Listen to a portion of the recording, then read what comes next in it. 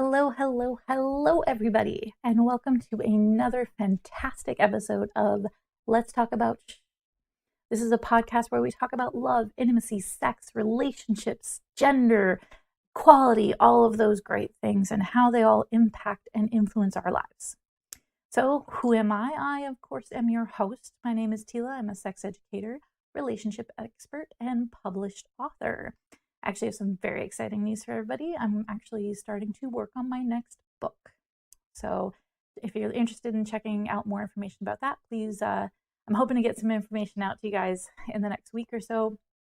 But keep an eye on my website, exploresextalk.com, as well as my social media channels. Okay, so what are we talking about today? Today I thought we'd talk about fighting in relationships. So there's a lot of different ideas about fighting and relationships, particularly how fighting happens in romantic relationships. So there's a lot we can unpack here. A certain amount of conflict is natural and to be expected. And the reality is that it doesn't matter what kind of relationship we have with someone, conflict is probably going to occur at some point. Now, this is also very true with romantic partners. So, if fights are so naturally occurring, why should we worry about it? Why do we worry about it? How does it impact our relationship? And the thing is that when we have a close romantic relationship with someone, we can have more intense reactions to conflict with them. And it makes those fights feel a lot more intense. It can also make us question our relationship, whether or not our partner is the right person for us. So how can we tell good fights from bad ones? What makes a good fight? What makes a bad fight? What is too much fighting? And is there ever saying is not enough fighting? So let's sort of start with the idea of what causes fights and why do fights get so heated? So, how often we fight with someone or our partners specifically is, it's going to depend on a variety of factors. So, it can be influenced by things like somebody's temperament, or maybe their past history, or maybe their life experiences and beliefs. Everyone is influenced by how they were raised, their history, and their past relationships. And all of these things kind of come together to form a really complex picture of how each person sort of reacts in a relationship. And as our relationships develop, we can fall into certain patterns with our partners. And sometimes these patterns are good, sometimes they're not. And the thing to remember too is that how each person reacts in a relationship is going to be different in a different relationship because they're going to form different patterns, they're going to form different connections with someone else. And sometimes that can even happen later on in the same relationship as people grow and mature and change. So with all this conflict that can happen, it can feel really intense, like I said. And a lot of that is caused because of our own sense of vulnerability. We make ourselves vulnerable to romantic partners in ways that we just tend not to for other people. And a lot of people, the more close, the more intense the connection they feel with their partner, the more intense sense of vulnerability they may feel, the more intensely they're going to feel a fight. So our partners have the ability to hurt us and hurt our feelings in ways that others usually can't. And that sort of raises the stakes in a lot of conflicts for many of us. So we care more, it matters more. And that's why it can get really intense. So we sort of talked a little, or I sort of mentioned earlier, whether or not this idea of is conflict always bad? Is there such a thing as too much fighting or not enough fighting? And, many people feel that fighting in a relationship may actually be a sign of trouble, that the relationship is in trouble. And that a lot of the people view fighting as inherently bad. Too much conflict can place couples under higher levels of stress and, compared to couples who maybe quarrel less. And when fights get heated, people can say some pretty hurtful things. So some of those things can be hard to come back from. And if we hear something from our partner that is hurtful or damaging, and that can really impact our trust in them. And sometimes it can impact it forever. It can be something that sort of breaks a relationship. So concern about conflict is pretty valid. There's a lot of reasons why we want to sort of avoid a certain amount of conflict.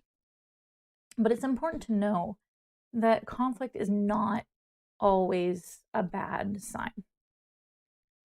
Couples that never ever quarrel, there's a chance that they may just be sweeping issues under the rug. This can be equally damaging in a relationship because resentment builds, resentment leads to anger, and those things can ultimately sabotage a relationship over time. Anger has no place in long-term relationships. All it does is undermine the feelings that a couple may have for each other. So the thing is that as that resentment and anger builds too, it can end up coming out in a much larger fight. It's that straw that broke the camel's back kind of fight where, maybe somebody's really angry about all these things and it leads up and it explodes over something really small. And the other person has no idea. So they're like, oh, why is this such a big deal? I didn't take the trash out. But it's not really about the trash. It's about all these issues that have been sort of swept under the rug, looked over, not talked about. Okay? So it's important that people address problems as they arise, in their relationships. And working on these issues can actually help us build stronger relationships with our partners. So conflict can be a good thing because it can give us a chance to air out our feelings instead of keeping them all bottled up. And it also gives us a chance to voice our concerns and let our partners know about any unmet needs, that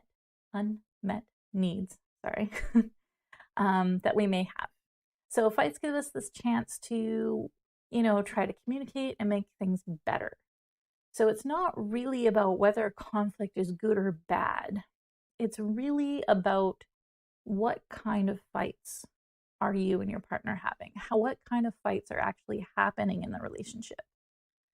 How often a couple fights isn't a gauge of whether or not their relationship is going to be successful. What makes a difference is how those fights happen, and also more importantly, how are they resolved? The way we engage with our partner fight is so much more significant than how often it happens. Fighting can be destructive if the problem fueling the fight never gets resolved.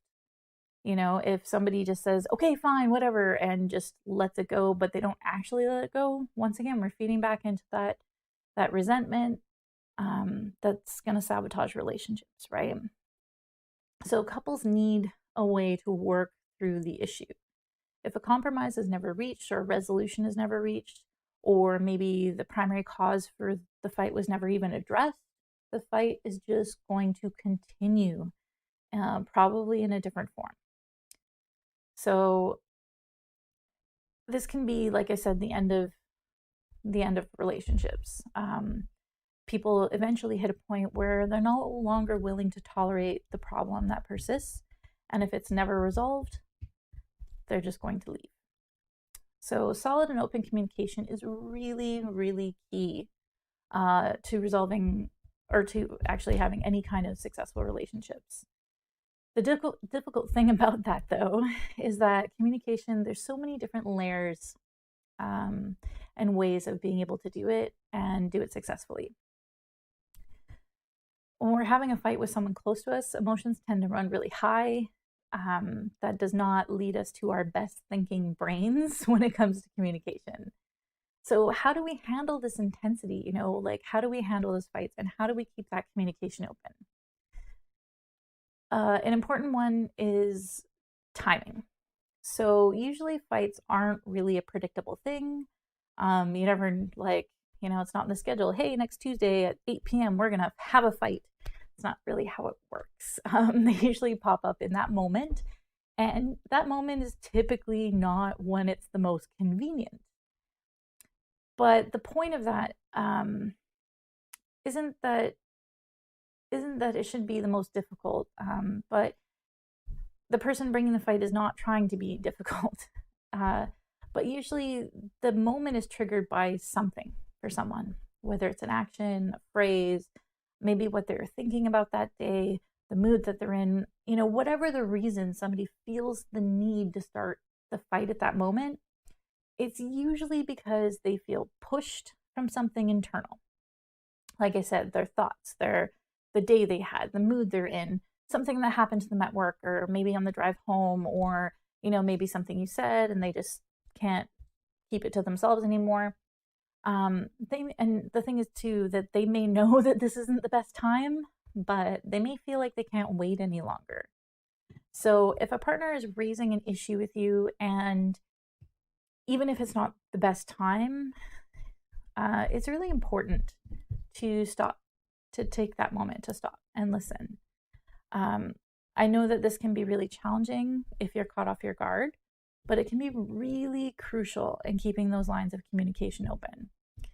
Taking the time to talk about this when it happens, the reason that's important is because people often are trying to work up the courage to bring up the issue. Maybe they wanted to talk about it before at a better time, but they didn't know how, and it didn't feel right. Like a lot of people feel that they have to do it at the right time, especially things that they struggle with or they feel could be potentially really unpleasant.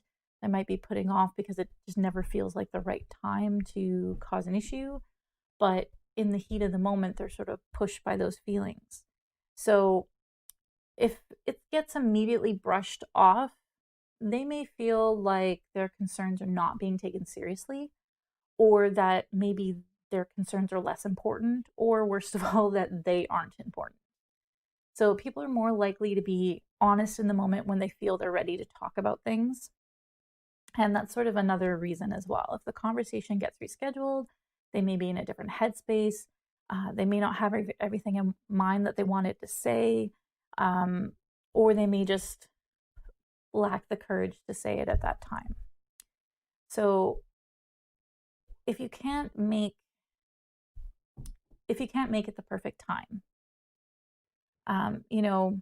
make sure that if there is something else that is so pressing that it can't be talked about, then it's best to try and communicate that gently with your partner. Be clear about the reasons why the conversation has to happen later. Is it a life-threatening situation? Is something super time sensitive and crucial? Ask them if it's okay to have that conversation later. And here's the really important part of this is that you have to schedule that time to sit down and talk about it later. It's really important for that follow through to happen. If it doesn't, all that's going to happen is continue to erode the trust in the relationship, and it's just going to make things worse. So if it's the worst time imaginable and someone's dying and you're a first responder who has to get in there, make sure that your partner knows why you're leaving and make sure to follow up. Another thing is keep a really cool head. So like I said, our emotions run really hot when we're in a fight with someone. And that one of the tough part about that is, as we sort of talked about earlier, is that really compromises your thinking. So we may say things we don't mean. We may be intentionally hurtful in the heat of the moment. It may even feel good at that point because we're upset, and this person has made us upset. They have hurt us, and we want to say something to sort of get them back because it's going to make us feel better. The thing is that even if it does feel good in that moment, it's not going to feel good later. And it also is not going to be good for the healthier relationship.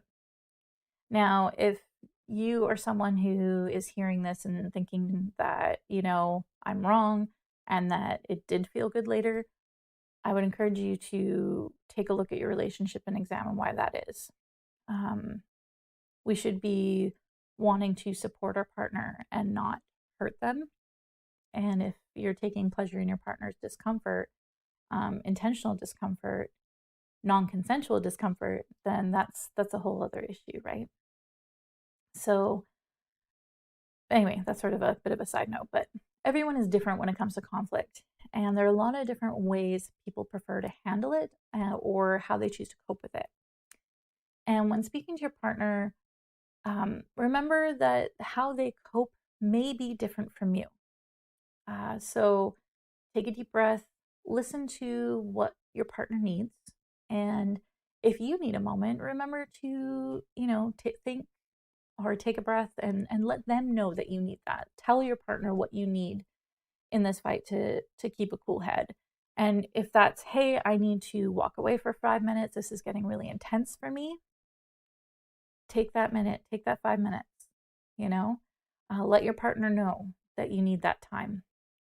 And it's one of the easier ways to try and make sure that the fights don't escalate too quickly or get too intense.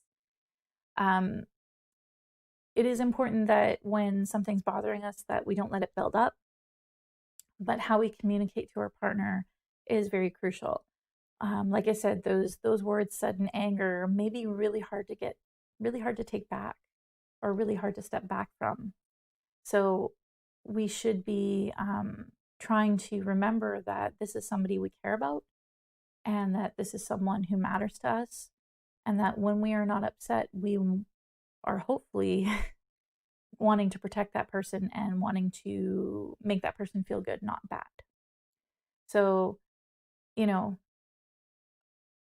keep that in mind, because it also changes when both people in a relationship make that effort to keep a cool head, not say things that are intentionally hurtful, not fly off the handle. It can actually do a lot more to create safer spaces to talk about issues that are really difficult. And this is part of, keeping relationships strong, right? So sort of the last tip that I want to give on fighting with partners is to be aware of your language. Like I said, we all come with past experiences, and whether or not those are from friendships or relationships or our childhood or previous romantic attachments, or maybe how we saw our parents interact and how that impacted us, each of those interactions leaves an imprint on us. And as we grow, we continue to see those interactions in new ways, okay? And it changes how we view things. So sometimes if we have some of those attachments that have been hurtful, abusive, or damaging to our self-esteem, those memories and feelings can be triggered by certain words, phrases, mannerisms, or actions that were really common in those bad situations. And it's important that we're aware of what we find uncomfortable and why. And, when we communicate to our partners, it's best to avoid unnecessary upset. So we should be letting our partners know if we have any trigger areas. We should try to be aware of our partner's trigger areas if they feel comfortable sharing that with us, and do our best to sort of avoid past hurt. So if your partner has communicated anything that reminds them of past hurt, do your best to avoid those things during a fight, because using them, even if it's unintentional, can be a severing stroke in a relationship. And it can also escalate the fight. So, it's best to sort of avoid those kinds of things. So there's a lot of things and a lot of reasons that fights can get out of hand, but there's also a lot of things we can do to keep them from going over the top. So you and your partner can resolve any issues you have by taking things, one step at a time, remembering to respect each other's boundaries, and keeping communication open and safe. We're all on a journey, and it takes knowledge and practice for us to get better. So yeah, that's sort of what I wanted to crash course in navigating fights and relationships. I mean, there's a lot more we can talk about, but I don't want this episode to get too long. So let's move on to some questions that were emailed in this past week. So first question from someone who prefers to remain anonymous is, how many days after your period is it safe to have sex without getting pregnant? Okay, so I get this question a lot, actually. And the answer is there is no guarantee when you're having unprotected sex. Sperm can live inside the vulva for up to 5 days after unprotected sex. So there's some variability there because it depends on the biochemistry of both people, and also depends on like a whole bunch of variety of factors that I'm not going to get into. But the point is that sperm can live in the vulva and has a chance of interacting with an egg for up to 5 days after intercourse. And that's every intercourse where there's unprotected sex. So the best way, if you're concerned about pregnancy, the best way is just to use safer sex and birth control methods. I have a whole bunch of articles on my website. If you look for, actually it's under a tag, safer sex. There's, articles about different types of birth control. I'm adding that kind of stuff all the time. And there's also different ways that you can avoid pregnancy. But my advice is just, if you're concerned about pregnancy, just use safer sex methods. It's going to be a lot less heartache, a lot less worry, and it's going to be significantly more effective. Okay, next question was, is sex knowledge innate? If two people have never discussed sex growing up, when they get together after marriage, if you like, would they know how to perform sex? Question comes in from Nadine. Okay, well, Nadine, no. Knowledge about sex is not exactly what I would call inherently innate.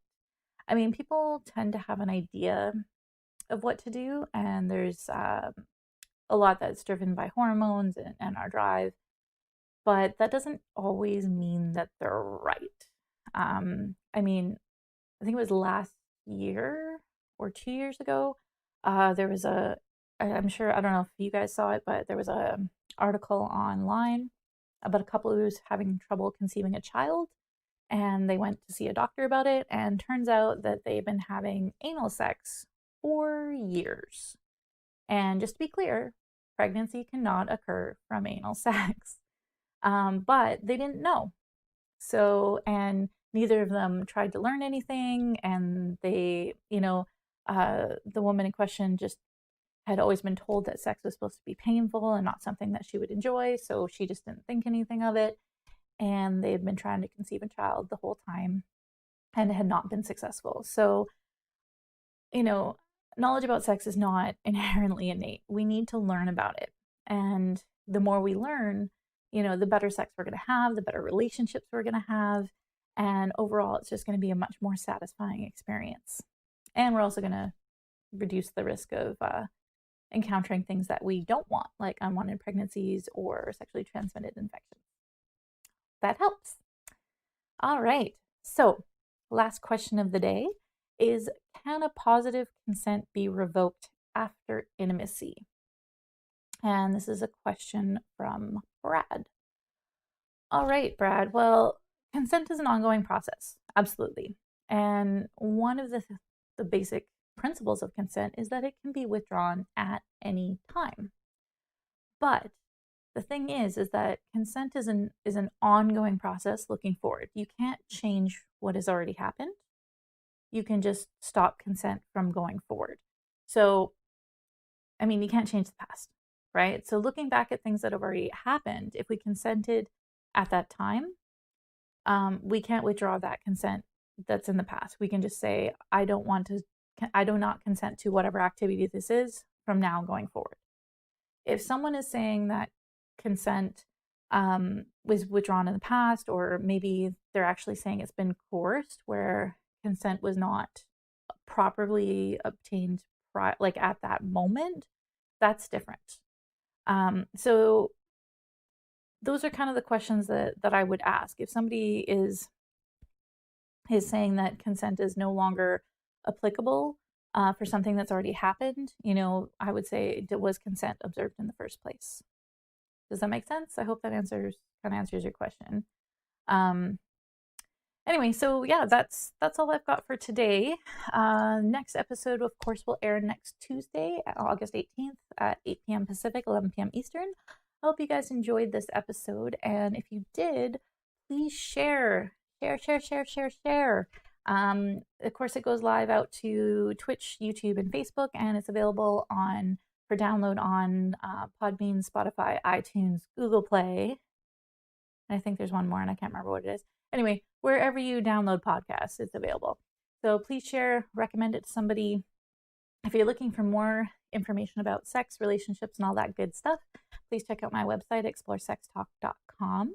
And if you're looking for that little bit extra to really take your sex life to the next level, consider joining our Sexy Hero Society, which is an online paid membership that gives you access to tons of fantastic content, including all kinds of sex tips and sex positions and ways to be amazing at sex and have amazing sex and all that good stuff.